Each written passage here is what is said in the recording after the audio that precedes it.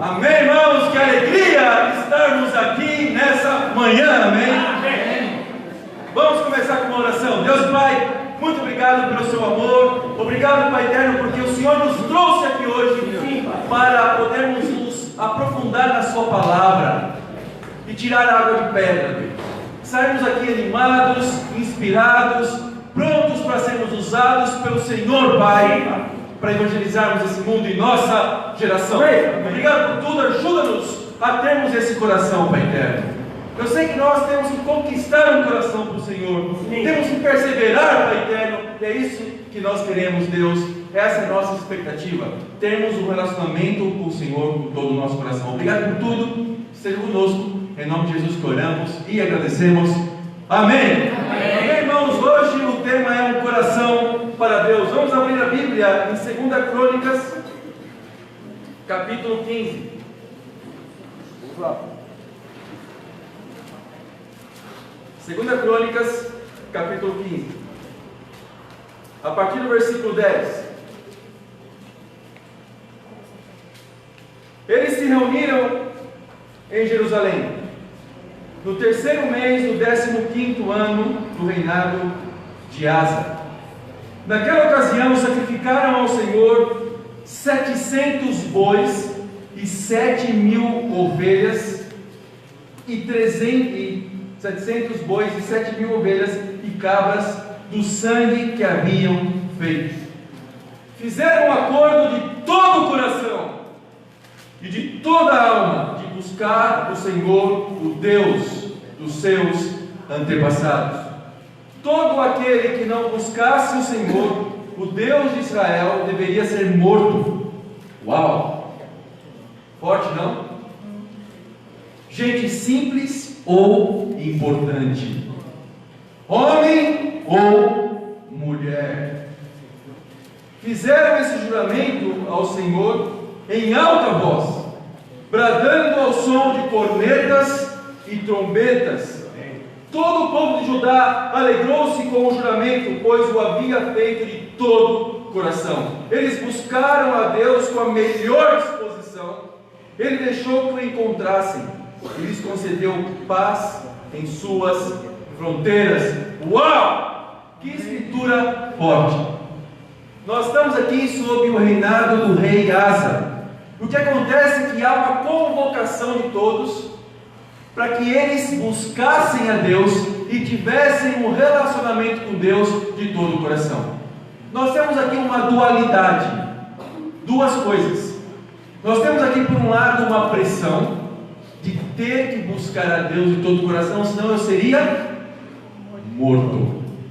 Não importa se fosse homem ou mulher, não importa se fosse um líder importante, uma pessoa rica ou uma pessoa pobre, ou simplesmente uma ovelha, uma pessoa do povo, morreria se não buscasse a Deus de todo o coração. Por um lado nós temos essa pressão, mas por outro lado nós temos algo aqui que aconteceu. Eles buscaram a Deus com a melhor disposição, e não somente com a melhor disposição. A Bíblia fala que eles fizeram esse acordo de todo o coração, mas Deus se alegrou com o juramento e deixou que fosse encontrado. A Bíblia fala que todo o povo de Judá alegrou-se com o juramento. Eles não reclamaram da pressão, eles não reclamaram porque poderiam ser mortos. Eles entregaram todo o coração. Nós temos então uma pressão por um lado, e por outro lado nós temos um povo entregando todo o coração. Olha que interessante. Nós podemos tirar muitas coisas disso, irmãos. Muitas coisas. Primeiro, eu posso tirar a seguinte conclusão: não tem como ter todo o coração sem antes sentir pressão. Muito bom. Pessoas não querem sentir pressão na vida. Eu lembro muitas vezes que eu detestava sentir pressão, principalmente na época que eu estava na faculdade. Então tinha aquela pressão de ter que fazer as provas, tinha a pressão de eu ter que ir bem nas provas. Por quê? Porque eu era um discípulo na época, ainda sou um discípulo, amém? Naquela época eu já era um discípulo, certo? E ser um discípulo tem que dar exemplo para as pessoas. Então eu não posso colar, né? eu tenho que ser exemplo com as minhas notas, e tinha algumas matérias difíceis, principalmente as matérias de direito do trabalho, porque eu não gosto nada de cálculos, né? Então, em direito do trabalho você faz alguns cálculos, você calcula algumas coisas. Então eu lá, né, eu sou completamente de humanas, minha cabeça pensa completamente como uma pessoa de humanas. Então, mas eu tinha que me esforçar muito para poder ir bem. Então eu sentia aquela pressão, eu suava, dava branco na hora de fazer a prova, era muito difícil, eu sentia aquela pressão, mas sabe, aquela pressão era necessária para que eu fosse exemplo e para que eu pudesse estudar a Bíblia com as pessoas da minha sala de aula. Tanto que eu trouxe na época que eu estudava, alguns visitantes da minha sala de aula. Eu lembro das pessoas que já começaram a estudar a Bíblia na minha sala de aula. Então, eu precisava ser exemplo, mas tinha uma pressão. Eu quero perguntar para cada um de nós hoje: você sente pressão por servir a Deus? Você sente pressão para acordar de manhã e fazer seu tempo com Deus? E às vezes você pensa, mas eu não estou com o coração para fazer meu tempo com Deus. Eu não estou com coros de anjos ao meu redor cantando, para que eu pudesse estar inspirado para fazer meu tempo com Deus. Eu também muitas vezes não acordo, eu acordo com minha esposa cantando. Ela não canta bem. Sabe, a gente não está muitas vezes no clima para ter as coisas. Mas eu não preciso ter clima para fazer as coisas de Deus, amém? É necessário ter pressão. Você sente pressão para ir para um tempo de discipulado, para abrir seu coração num tempo de discipulado? Você se sente pressionado para evangelizar? Você se sente pressionado para poder estudar a Bíblia com as pessoas, ser profundo e ajudar as pessoas a se arrependerem dos seus pecados? Você sente essa pressão? Tem alguém que liga para você se você não for ao culto? Se você é um discípulo de Jesus, alguém liga para você: Stephanie, por que você não foi no culto? Porque a Maria Alice não está muito bem, amém, eu estou orando, amém, para que ela esteja bem, para que dê tudo certo, amém, e vamos estar juntos amanhã, não é isso? Não é assim? Vamos estar juntos, vamos passar um tempo. Você sente pressão, porque talvez você tenha algumas expectativas que não são cumpridas na sua vida. Eu tenho expectativa de namorar no reino, eu tenho expectativa de liderar alguma coisa, eu tenho expectativa de ser chamado para poder um dia talvez liderar um bate-papo, ou a pressão é o contrário. Eu tenho tanto talento para liderar um bate-papo, mas eu não quero porque eu não quero estar debaixo sob pressão. Você sente esse tipo de pressão? Eu vou dizer que a pressão, nesse caso, foi necessária para que eles servissem a Deus de todo o coração, amém? Amém. Você se sente pressionado? Ame a pressão, porque ela nos leva aos céus. Podemos ser acusados de muitas coisas. Eu prefiro ser acusado de estar debaixo sob pressão do que ser acusado de ser morno, de servir a Deus de meia boca, de qualquer jeito. Sabe, porque assim nunca vou conseguir servir a Deus com todo o meu coração. Nós temos uma realidade aqui: eles seriam mortos. Eu lembro uma vez, citar um exemplo para vocês. Eu não vou falar quantos anos atrás, mas faz muito tempo atrás, no nosso antigo movimento. Eu liderava um setor na região sul, então chamava Sul 3. Bem criativo o setor, não? Sul 3, que é Sul 1, 2 e 3. E Sul 3, nosso culto era o último culto, era o culto da tarde. No mesmo local havia 3 cultos: o de manhã, o à tarde, depois do almoço, e o finalzinho da tarde, começo da noite. Esse era o setor que eu cuidava na época. Não era casado, era solteiro, nem conhecia Maria José na época. Mas é interessante porque a gente fazia nosso culto sempre muito animado, né? E nós estávamos estudando a Bíblia com um rapaz. E esse rapaz, ele estava indo muito bem nos estudos. E chegou um momento em que nós fizemos o estudo da cruz e fizemos também o que Jesus fala em Lucas 14, 28, de calcularmos as despesas para podermos construir uma torre, ou seja, calcular para saber se eu realmente quero ser um discípulo, né? Calcular o meu comprometimento, calcular as coisas que eu preciso deixar para poder servir a Deus, se realmente eu quero, né? Já pensar como seria a minha vida de um discípulo de Jesus Cristo. Esse estudo é incrível, nos ajuda bastante. E ele tinha que tomar algumas decisões. Ele tinha uma namorada, e o relacionamento dele com essa namorada era um relacionamento imoral, não agradava a Deus. Eles tinham sexo antes do casamento. Eles não eram casados, eles apenas eram namorados, certo? Mas eles tinham relações sexuais. E nós sabemos as nossas convicções bíblicas sobre isso. Sabemos que o casamento precisa ser puro, amém? Então, como o Alex e a Daiane aqui, amém? Mantenha a pureza para Deus, amém? Para que o branco realmente faça sentido na roupa da noiva, amém? E para que seja um casamento incrível. E eles já marcaram a data do casamento já, né? Estou sabendo. Não vou falar nada, já quero estragar, tá bom? Desculpa. Mas incrível.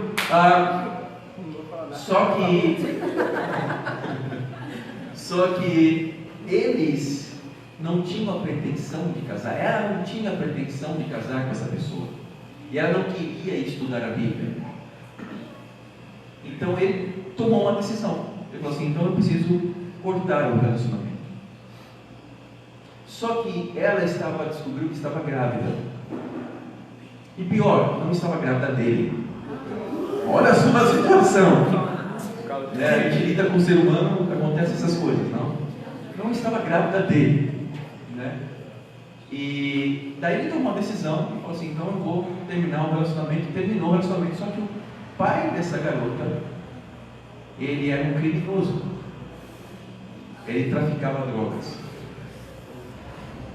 E eu lembro muito bem, num culto, lá no Sul 3, finalzinho da tarde, uma canção antes de eu subir para a pregação, eu escuto uma vozinha falar para mim assim: Renato, o pai da garota está aí e falou que quer te matar. E eu olhando para os visitantes, eu pensando assim: quem será? Quem está aqui? Ele falou que quer te matar. Mas que boa notícia você me deu, irmão. Obrigado. Eu vou pregar super animado, amém? E preguei super animado. Preguei como nunca. Gálatas 5:19, amém? Falando sobre pecado, sobre arrependimento, não? Preguei também que os assassinos imorais não vão herdar o reino de Deus. Apocalipse 21. Então, preguei com muita convicção. E eu olhava para as pessoas que nos visitavam e falava assim: quem será? Sabe, você está aqui na frente, você olha para algumas pessoas e você pensa assim: quem será, né? Quem será que estava querendo? Eu senti muita pressão, mas eu sei que foi uma pregação tão profunda, mas tão profunda, que depois desse culto, 4 pessoas foram batizadas naquela semana. Tomaram a decisão, falei: uau, que incrível, não? E depois que terminou o culto, eu me cerquei de algumas pessoas da igreja, de preferência fortes e altas. Tinha ali alguns. Fizemos uma reunião tão demorada, mas muito demorada com os líderes, que era no andar de cima a reunião. Fizemos uma reunião muito demorada. E quando eu desci, a pessoa não teve mais paciência e foi embora. Amém? Que bom! Mas foi uma pressão que levou pessoas a terem o coração para Deus. Que incrível! Então, quando você se sente pressionado, em vez de você se revoltar, em vez de eu me revoltar, ficar com medo, ficar triste, não, ficar desanimado, não querer mais saber das coisas de Deus, isso me levou a ter mais fogo para Deus. Eu acho que foi o que aconteceu aqui, nessa reunião. Tudo bem, tem a pressão de morrer? Sim, tem a pressão de morrer se não buscar a Deus de todo o coração. Mas isso levou eles a serem abençoados, porque Deus se agradou dessa pressão na época. É lógico que aqui não vamos fazer isso, né, de matar pessoas, né? Mas o interessante é sabermos lidar com a pressão. Porque a maior pressão não é a igreja, não é a Bíblia que exerce sobre você. A maior pressão não é essa. A maior pressão é o que o pecado faz sobre você. porque esse sim traz consequências ruins. Esse sim. O pecado nos deixa longe de Deus, nos faz perder convicções. Eu, na minha vida cristã, já vi muitas pessoas com muita convicção, e alguns antigos aqui sabem muito bem do que eu estou falando. Emanuel, Pacheco, Greg, não? E tem muitos aqui, Antônio, fora as mulheres, né, também. São pessoas das antigas. Márcio, que está bem das antigas também. E eu já vi pessoas pregando com poder, circulando, treinando pessoas para o ministério. E depois de alguns anos perderam o coração. Infelizmente eu vejo hoje pessoas vivendo uma vida que antes eles pregavam contra. Olha só. Uma vida religiosa, uma vida morna. Isso é muito triste, porque não traz consequências só para as suas vidas, traz consequência para a vida da família, dos seus filhos, traz consequência para a vida dos seus amigos. A pessoa deixa de ser luz para esse mundo, não é verdade? Deixa de ser luz. Então a pessoa que não é luz é uma pessoa que é trevas, porque para Deus não existe meio termo, não existe a penumbra, não. Ou somos luz, ou somos escuridão. Igual uma mulher. Se uma mulher está grávida, ela está grávida, ela não está meio grávida, né? Ela está meio. Pode ser que ela não saiba que esteja grávida, mas isso não significa que ela esteja meio grávida. Ou está ou não está grávida. Ou estamos na luz, ou estamos nas trevas. E infelizmente isso acontece. Por que pessoas perdem convicção? Porque eles deixam pecados entrar e não se arrependem constantemente dos seus pecados. Porque não existe discipulado que ajuda a gente com a palavra de Deus a lidar com os nossos pecados. Porque pessoas reclamam de pressão. A primeira coisa que existe no coração de uma pessoa que reclama da pressão é pecado. É alguma coisa que está ali, que a pessoa não quer se arrepender.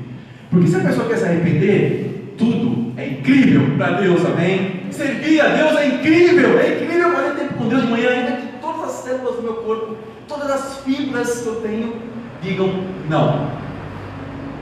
Ainda que tudo colabore, chuva, frio, problemas, para que eu não evangelize, eu vou evangelizar, amém? Amém. Como o Vini faz bate-papos no seu trabalho, tem feito bate-papos no seu trabalho? Não?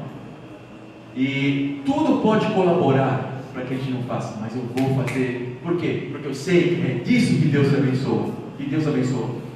É para isso que nós existimos como discípulos de Jesus, para negarmos a nossa natureza, amém? Amém. Fazermos a vontade de Deus. Primeiro ponto, um coração para Deus, o compromisso de viver pela fé. Marcos 5, versículo 24. Glória.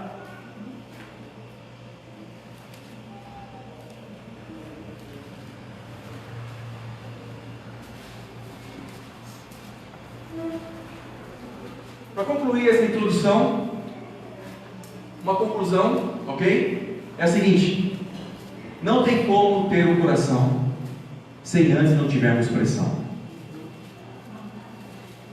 Não tem como termos um coração para Deus se nós não tivermos pressão. Existem coisas que nós gostamos de fazer, que são boas, mas existem coisas que nós gostamos de fazer, que são ruins, que desagradam a Deus. Mas isso não significa que eu não goste de fazer. Gostamos. Gostamos algumas vezes de falar mal de alguém, fofocar, não. Algumas pessoas gostam de ter os olhos impuros, de olhar de forma impura para as pessoas. Outras pessoas gostam de mentir. Às vezes nós nos alimentamos, às vezes não gostamos de falar fofocas, mas às vezes gostamos de escutar fofocas. Não é verdade? Tem pessoas que abrem o noticiário, né, pela internet, só vai direto nas páginas das fofocas. O que está acontecendo com algum jogador de futebol? O que está acontecendo com alguém? Eu quero saber, eu quero comentar sobre isso. E daí nós temos as nossas opiniões e tal. O que está acontecendo na política? Não é isso muitas vezes? Gostamos de escutar coisas que deixam outras pessoas tristes. Isso pode ser fofoca também. Alimentar alguma coisa no coração. Gostamos de fazer talvez algumas coisas que Deus não acha legal. Mas isso não significa que nós não temos que lutar. Nós sentimos pressão para lutar contra essas coisas, não é verdade? Para dominar nosso pensamento. Existe algo que o Espírito Santo dá para cada um de nós, que chama-se domínio próprio. É uma característica do fruto do Espírito Santo. Você abre lá em Gálatas 5, 22, você vai ver algumas características do fruto do Espírito: amor, paz, bondade, amabilidade, mansidão. E uma delas é domínio próprio. Alegria e tal, mas uma delas é domínio próprio. O que é domínio próprio? O que você acha que é domínio próprio? Domínio próprio é você ter domínio sobre os seus pensamentos, ainda que você queira fazer o que é o contrário disso. E isso é pressão. Isso é pressão. Você tem que viver uma vida que você não... Algumas pessoas pensam assim: eu tenho que viver uma vida que eu não sou, então. Você tem que me amar do jeito que eu sou. Outro dia eu escutei isso. Essa semana eu escutei isso. Você tem que me amar do jeito que eu sou.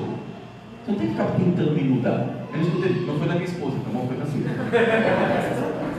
Mas eu escutei isso. Uma pessoa que não é uma discípula fala isso para uma outra pessoa: você tem que me amar do jeito que eu sou.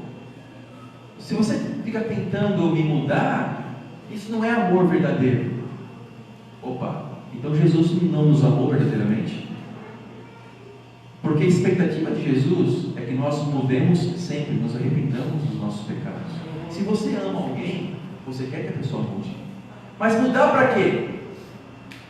Eu tenho uma mensagem para os casados aqui. Você quer que seu marido mude? Sim. Eu estava esperando ver quem seria a primeira pessoa a falar isso. Comigo já. Eu vou mudar para ele. Você quer que a sua esposa mude? Sim. Agora ninguém mais fala, né? Entendi.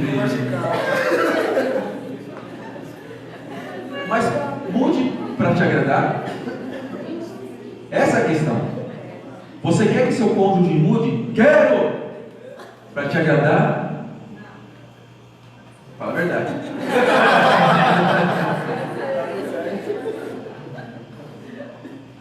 Uma coisa é querer que a pessoa mude para me agradar. Acho que não tem problema, desde que agrade a Deus. Amém. Então tem pessoas que querem que o marido mude, mas é para agradar simplesmente os seus caprichos. Não, nós queremos que as pessoas mudem, né? Que o namorado, que a noiva, o noivo, que a mulher, o marido mudem. Para quê? Para que agradem a Deus. Amém. Então, se você vir seu marido, sua esposa fazendo um bom tempo com Deus, elogie. Que incrível tempo com Deus. Mande mensagens espirituais. Isso ajuda bastante. As pessoas que nós temos a responsabilidade de ajudar espiritualmente, o que se chama de discipulado, temos que ajudar as pessoas para que elas agradem a Deus e não se adequem àquilo que você acha necessariamente que é correto, mas que agradem a Deus. Abre a Bíblia, ajude. E algumas coisas eu quero que minha esposa mude, ainda que me desagrade, mas se for para agradar a Deus, eu tenho que estar feliz e grato por isso. Amém. Amém? Isso é incrível. Vamos lá para Marcos 5, 24, compromisso de viver pela fé.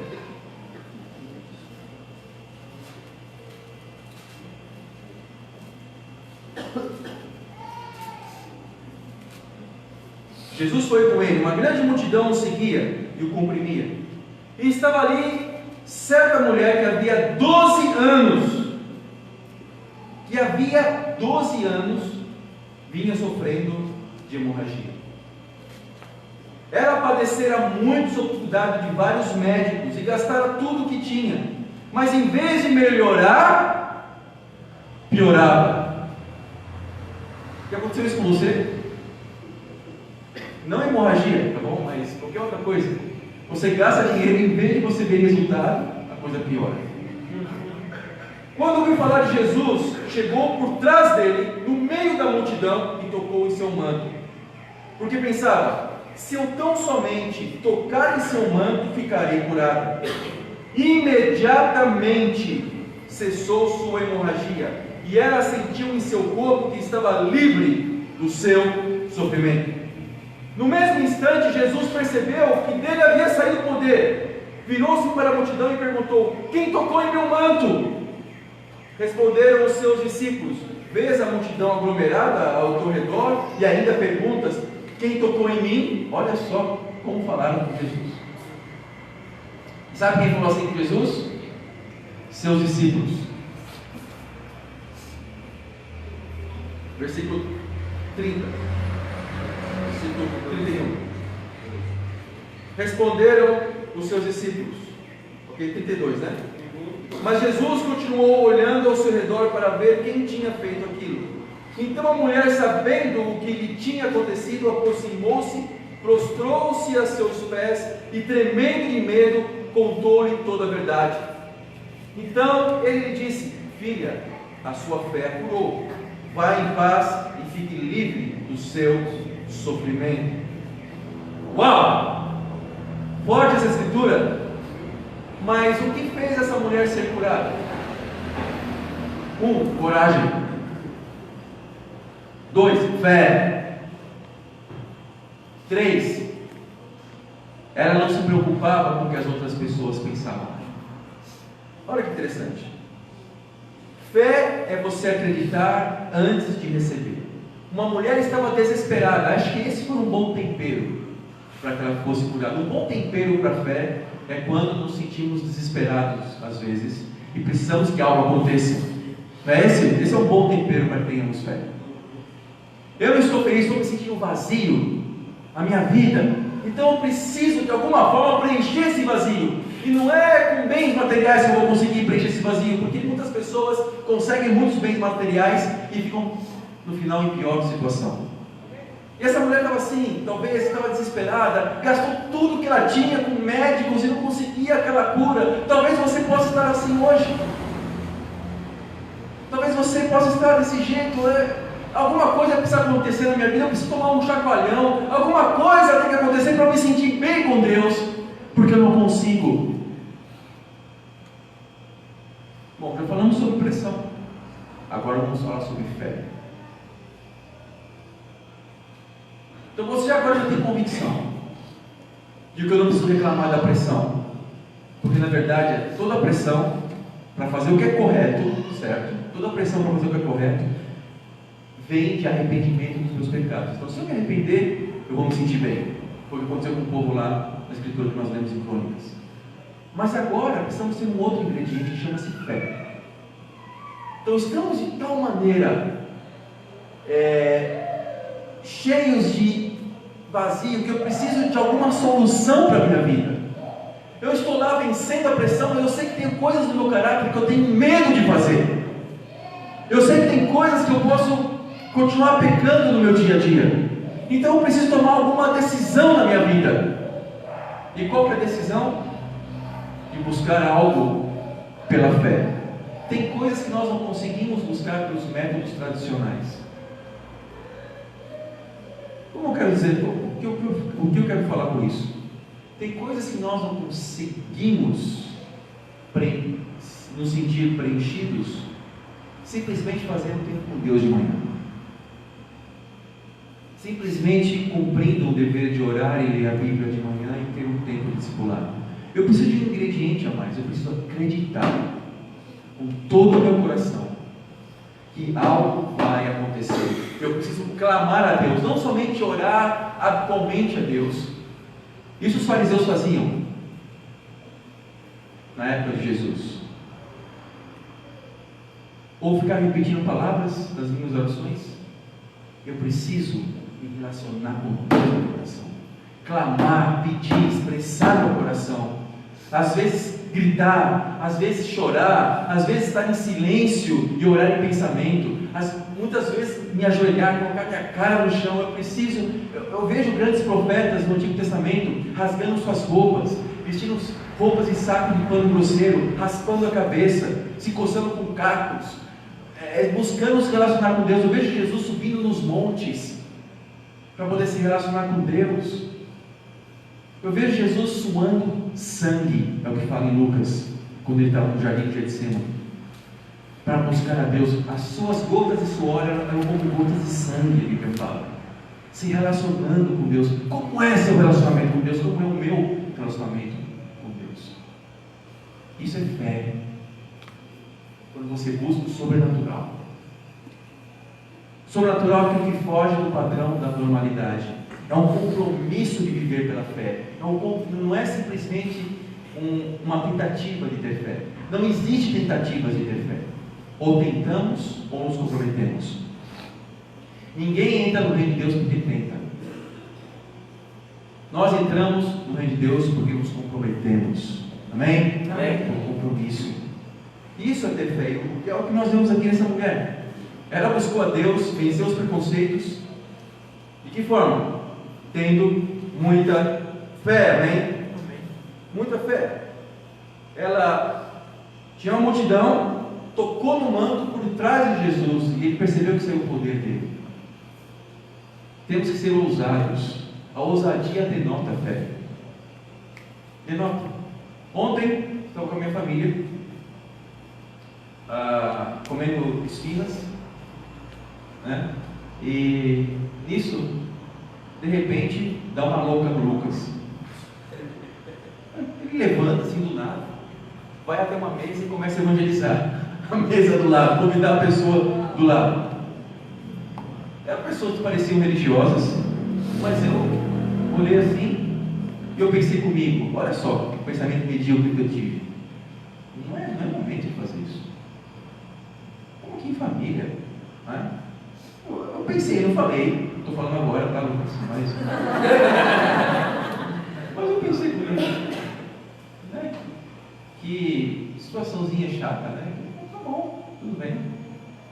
E só que ele voltou, depois de ter evangelizado, animado.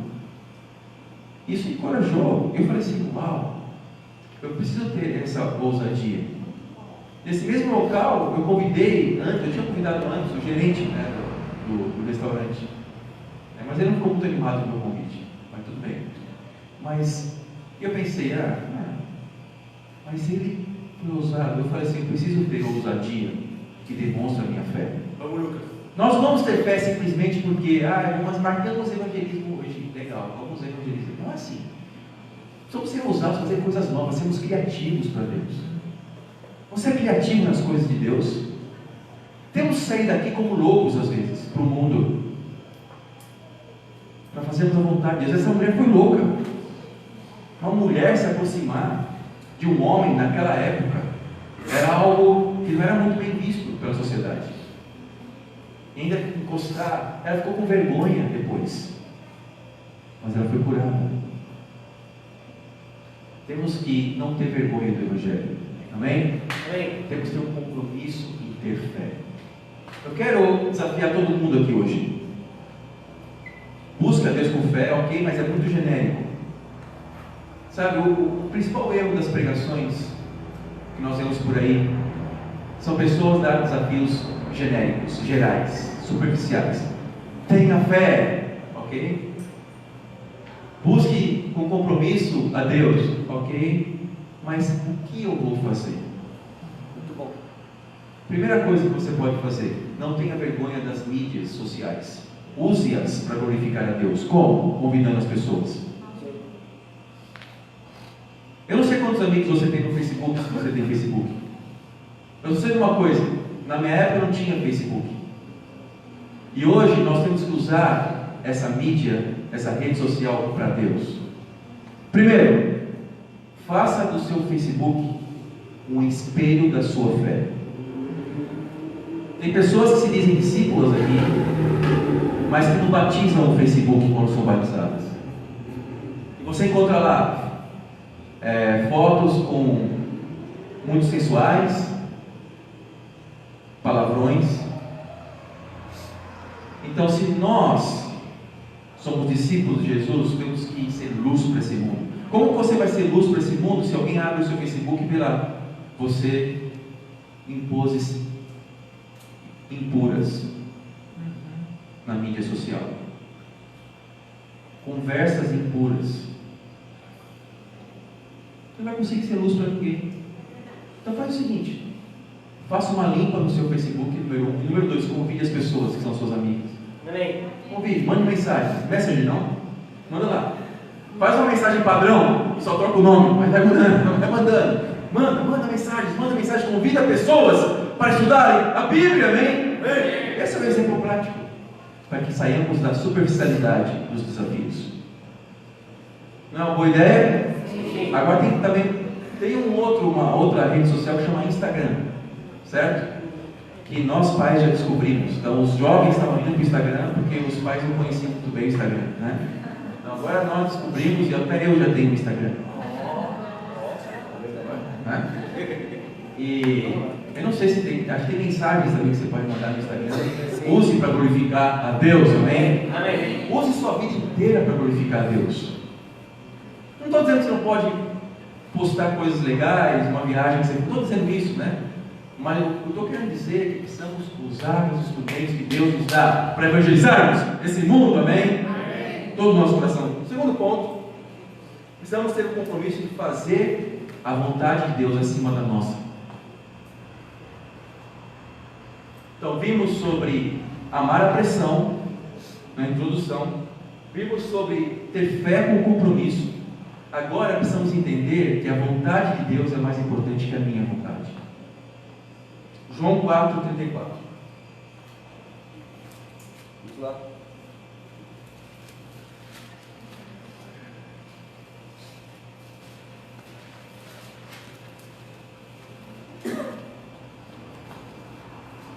Disse Jesus: a minha comida é fazer a vontade daquele que me enviou e concluir a sua obra. Vocês não dizem, daqui a 4 meses haverá colheita? Eu lhes digo, abram os olhos e vejam os campos. Amém, irmãos? Esse é o tema da nossa conferência de 2020. Abram os olhos aqui no Brasil. Nossa conferência vai ser nos dias 14, 15 e 16 de fevereiro do ano que vem, amém? E vai ser aqui no Brasil. Então esteja olhando, porque nós estamos vendo o local, vai ser muito legal. Então, Jesus fala: abram os olhos e vejam os campos, eles estão maduros para a colheita. Qual que era a preocupação? Os discípulos voltam da cidade. Por quê? Porque a preocupação é que Jesus se alimentasse também, e o povo todo mundo se alimentasse, não sei, com as coisas, precisamos comer, não é verdade, precisamos. Mas que Jesus responde: a minha comida é fazer a vontade de Deus. Abram os olhos e vocês vão ver meu alimento nos campos. Qual é o alimento de Jesus? As almas. Esse era o alimento que saciava a Jesus. Fazer a vontade de Deus acima das nossas vontades normais. Essa é a expectativa de Deus. A fome de Deus não é de fazer discípulos. Opa. A fome de Jesus não é fazer discípulos. A fome de Jesus é de fazer discípulos rápido. Amém? Amém. Agora sim. Fazer discípulos rápido, urgente. Podemos perder muitas oportunidades. Muitas pessoas morrem sem terem oportunidades. Aliás, Deus dá a Bíblia, mas sem serem evangelizadas. Precisamos fazer a vontade de Deus rápido. Algumas pessoas pensam: mas daqui um pouquinho mais tarde a gente... Não, rápido. Amém? O campo está cheio. A expectativa de Deus é alta. Eu não sei se é curta ou longa a vida para nós. Não sei quantos anos te restam ainda para viver. Alguns mais, outros menos, mas só Deus sabe. Você pode olhar pela aparência e falar assim: normalmente essa pessoa está mais velha, talvez ela vai morrer mais rápido. Mas não podemos dizer com certeza. Muitos jovens também morrem, não é verdade? Eu não estou falando do Manuel, estou falando de pessoas. Mas já é automático, não? Eu não sei. Mas não terá sentido se nós não vivermos para tocar o coração das pessoas. Não tem sentido viver nesse mundo se não tocamos o coração das pessoas, se não ajudamos pessoas espiritualmente. Você pode ser um médico e curar uma pessoa, mas depois ela vai morrer. Você pode ser um advogado e ajudar a pessoa a ganhar uma causa, mas depois ela vai ter outras causas. Você pode ser, sei lá, um engenheiro e construir grandes edifícios. Um dia esse edifício vai cair, porque o mundo vai terminar, vai acabar. A Bíblia fala que o universo vai ser derretido, vai ser dissolvido. Olha só, que forte, não? Esse mundo material vai terminar. Então, podemos fazer muitas coisas, mas todas são temporárias. Só uma coisa eterna, quando tocamos o coração das pessoas. Quer estudando a Bíblia, quer no discipulado. A Bíblia fala, não precisa abrir lá, em 1 Coríntios 3, do 6 até o 9 mais ou menos, Paulo falando sobre que alguns plantam, outros regam e Deus dá o crescimento. Plantar é evangelizar, regar é o discipulado, mas Deus faz crescer aquilo que nós plantamos e regamos, amém? Precisamos ter essa fé, mas o ponto é que não tem sentido fazermos outra coisa, ainda que sejam importantes, porque precisamos sobreviver nesse mundo, certo? Precisamos ter algumas coisas, mas não tem sentido. No final das contas, o que vai valer é o quanto tocamos o coração. Daí algumas pessoas pensam, de forma superficial, de novo: ai, que legal, eu senti meu coração tocado por essa pregação. Não. Você vai sentir o coração realmente tocado quando você estudar a Bíblia e tomar decisões e se arrepender do seu pecado. Aí sim. Eu conheci uma pessoa tão aberta que quer estudar a Bíblia. Só sabemos se uma pessoa é aberta realmente depois que essa pessoa confessa seus pecados e se arrepende. Verdade. Aí sim é uma pessoa aberta. É para isso que nós trabalhamos. Mas de 100 pessoas que eu evangelismo, só uma ou duas tomam uma decisão de ser discípulos. Não importa. A mensagem foi lançada. Ok? A mensagem foi lançada. E ainda que seja para uma pessoa Jesus morrer, se somente uma pessoa fosse se arrepender no mundo inteiro, em todas as gerações, mesmo assim Jesus viria para salvar essa pessoa. Mesmo assim. E ainda que ninguém se arrependesse, mesmo assim Jesus viria para dar oportunidade a todos. Porque Deus é justo. Amém? Amém. E o terceiro ponto, para terminarmos, temos que ter o compromisso também de temer a Deus. Precisamos ter temor a Deus. O que é temor? Temor é mais que respeito, mas não é medo. É o respeito que me leva a me curvar diante de Deus e colocar Ele como ser soberano na minha vida. Para terminar, 1 Samuel 28, versículo 3.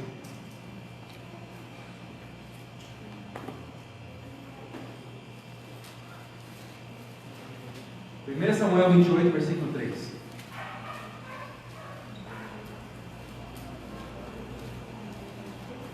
Samuel já havia morrido e todo Israel o havia pranteado e sepultado em Ramá, em sua cidade natal. Saul havia expulsado do país os médiuns e os que consultavam os espíritos. Depois que os filisteus se reuniram, vieram e acamparam em Sunem, enquanto Saul reunia todos os israelitas e acampava em Gilboa. Quando Saul viu o acampamento filisteu, teve temor? Não. Se ele tivesse temor, ele buscaria Deus. Ele teve medo. Ficou apavorado. Ele consultou o Senhor, mas este não lhe respondeu nem por sonhos, nem por Urim e nem por profetas. Olha que interessante. Ele teve medo, ficou apavorado e Deus se silenciou. Deus não falou com ele. No mesmo. Versículo 7. Então Saul disse aos seus auxiliares: procurem uma mulher que invoque espíritos. Ué, mas eu não tinha expulsado todo mundo? Mas ele fala: procure uma mulher que invoque espíritos, para que eu a consulte. Eles disseram: existe uma em Endor, uma outra cidade. Saul então se disfarçou, vestindo outras roupas, e foi à noite com 2 homens até a casa da mulher. Assim que nós pecamos, nós nos disfarçamos. Muito bem. Quando você mente, ou quando uma pessoa mente, ela mente sutilmente, disfarçadamente, fazendo uma cara de quem realmente está acreditando que aquilo é verdade. Isso destrói a sua vida. Quando uma pessoa é impura e peca com pecados como masturbação, cobiça, Você não faz isso publicamente. Uma pessoa assim faz sorrateiramente. E assim que Saul estava para pecar. Ele falou, ele expulsou todos os médios, mas ele guardava alguma coisa. E agora ele estava fazendo aquilo que ele pregou contra um dia. E foi até a casa da mulher. Ele disse a ela: invoque um espírito para mim, fazendo subir aquele cujo nome eu disser. Saul se distanciou por Deus, ficou com medo, ficou apavorado, não teve temor a Deus. Ele voltou ao pecado que tinha sido radical em exterminar um dia. Sabe,